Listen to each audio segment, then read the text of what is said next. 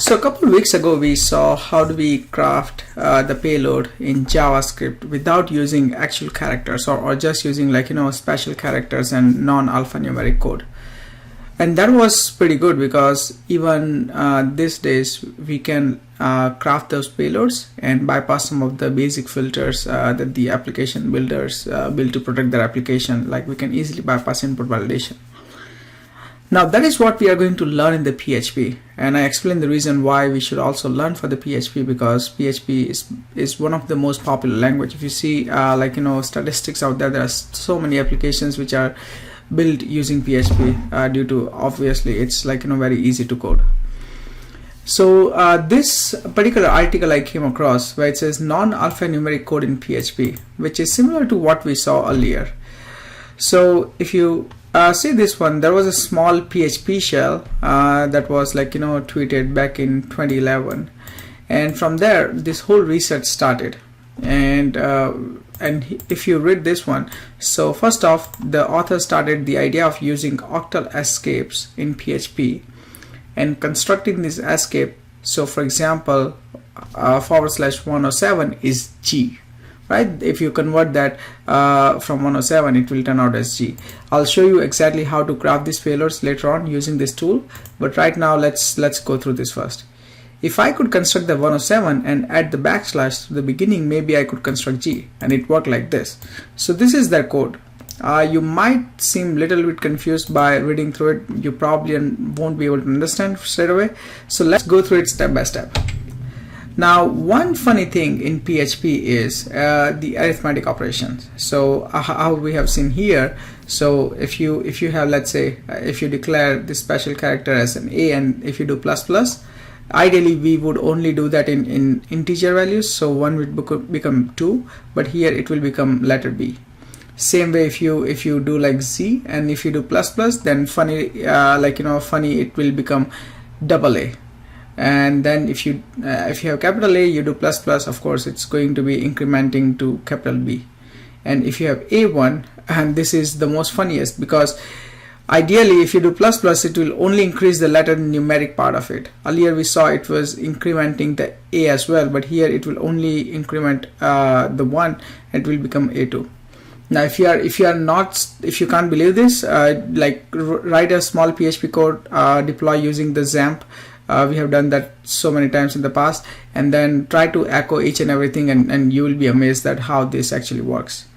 Now, second thing we want to see is how the bitwise operators we can use. Again, as you can see, we are not using any standard PHP code here. So for example, let's say if you echo A and B, the result will turn out as in @. So if you want @ sign, you can use this particular bitwise operator.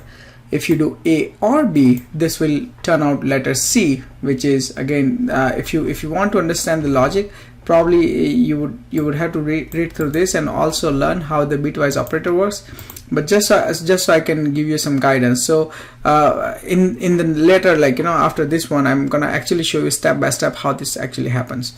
If you do XOR operation, right, using this particular special character, then this will denote this is end of text.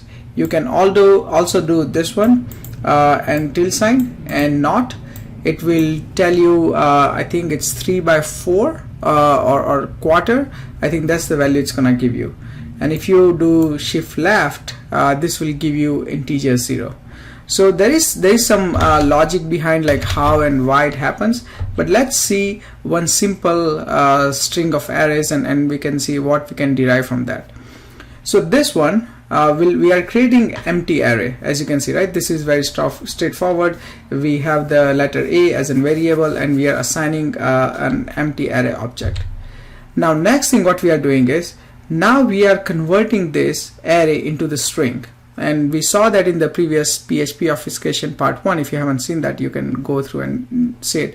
But yeah, that's where we saw that it's very easy. You assign the value, and PHP will convert the variable based on that. If you assign the integer, it will get an integer, otherwise it will get a string. Now next thing what we are doing is, we are doing the true and false. So this one, and this one, we are comparing to one, and then we are doing the AND operation. Now also note these two are different variables. Here we only have one underscore, here we are having two underscore. We are assigning both of them the same value, which is the outcome between these two operation, and this will if you remember from our previous video, this will turn out as a value 0. So now both of these variables have the value 0, okay, integer value 0. And now if you do plus plus, obviously it will increment by 1 as we saw earlier, and now this variable with the two underscores becomes value 2. Sorry, 1, because it was 0. Yeah, so now it will become 1. Now what we are doing is we are assigning underscore 1 and double underscore this variable the 0th position of the array string, which is obviously A. So now both of this will have value as a letter A. Now we are doing plus plus, so of course just the double underscore value will become B, letter B, because we did plus plus. And now if you echo this, you will this was, if you remember, this was letter A, now we did plus plus, this was letter B, and now if you do the OR operation we saw in the bitwise operator, this will give you letter C as an echo. So if you, I know it's very hard to believe, but if you try out yourself in the programming code, you will see the exact value which will turn out as letter C. So now we have seen how this is possible in terms of, like, doing this special character and playing around with the non-alphanumeric characters. We can actually build a string, and one can also build like a script.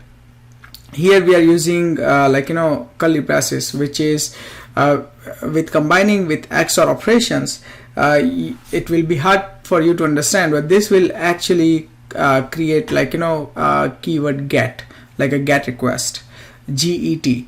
So this is, if you echo this one, it will come out as a get.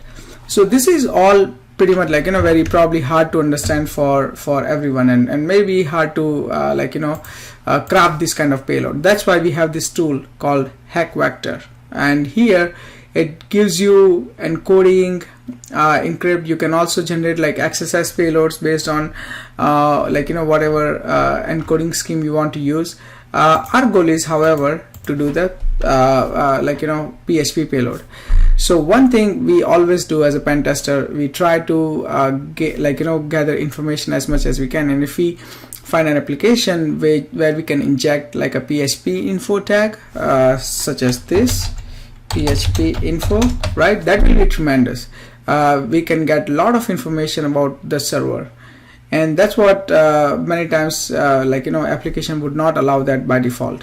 So here what we can do is we can go to this encode, we can go to PHP non-alpha, and here now you can see you have this non-alpha payload. You can copy this and you can use this as a payload for special character, non-alpha characters. So as you can see, there is no single character, but when you decode this, this will actually turn out to be a PHP info. So that's only one example, but you can also do encode. You can also use different char sets. You can encrypt it.